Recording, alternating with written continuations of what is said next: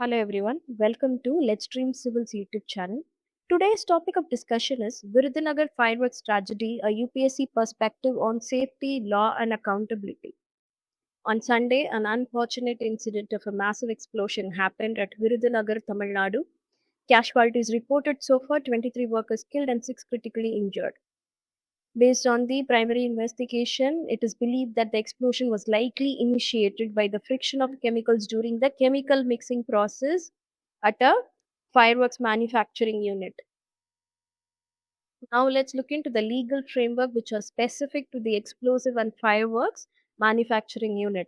The Explosive Act 1884 is the primary legislation of such.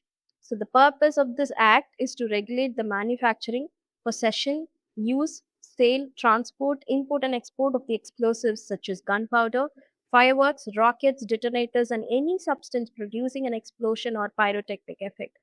The key provisions provided by this Explosive Act are the power to the government to make rules for licensing, prohibition of dangerous explosive, grant, refusal, suspension of licenses, inquiry into the accidents and punishment for the offences and violation of safety norms.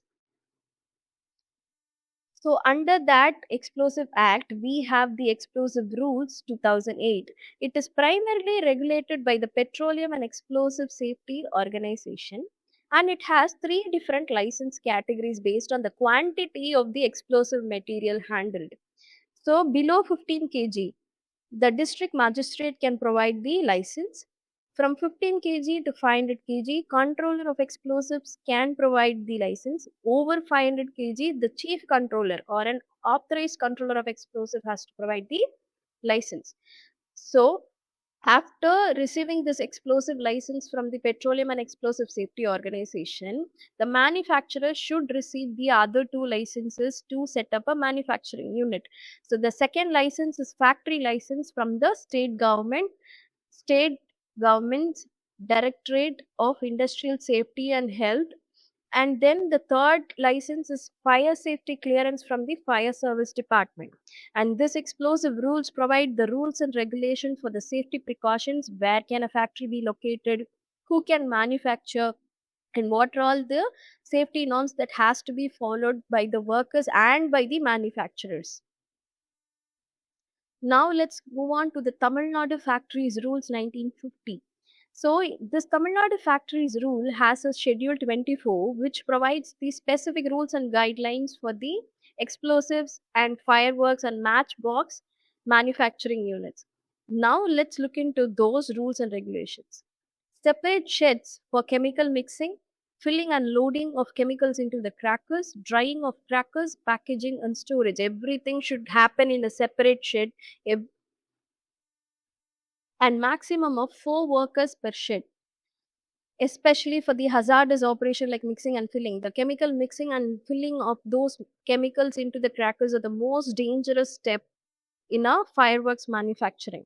And each shed should be small and isolated with 2 doors in the opposite direction, so that in case of emergency the workers can use the other door as a emergency exit. And it should be constructed with a very light roofing so that the pressure will not build up inside the shed, and there should be adequate distance between the shed, and the distance depends on the quantity of the explosive material handled, and only a limited quantity of chemical can be handled, no accumulation of bulk explosive materials. So at the end of the day, the workers has to dispose the excess chemicals. They cannot accumulate it for the following day. Work allowed only during the daytime, and the manufacturers should provide protective gear for the workers. Even though we have all these rules and regulations and act, there was so much of violation and negligence happened which resulted in this unfortunate incident. And let's look into those violations. Alleged operation on a Sunday. The manufacturing unit was functioning on a Sunday, which is reportedly in violation of its license condition. And the chemical mixing timing. As per the law, the chemical mixing can happen between 8 a.m. to 10 a.m., but the explosion occurred around 3 p.m., which suggests that the continuous potential unsafe mixing happening at the manufacturing unit.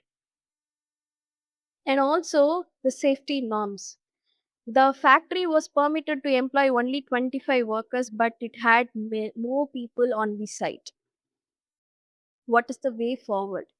We should have enhanced vigilance and surprise inspection by the regulatory bodies. And in case if any violation of safety norms are found, the license has to be cancelled immediately.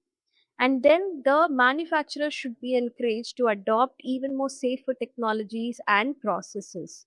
The comprehensive training programs on handling the hazardous material and emergency procedures should be provided for the workers.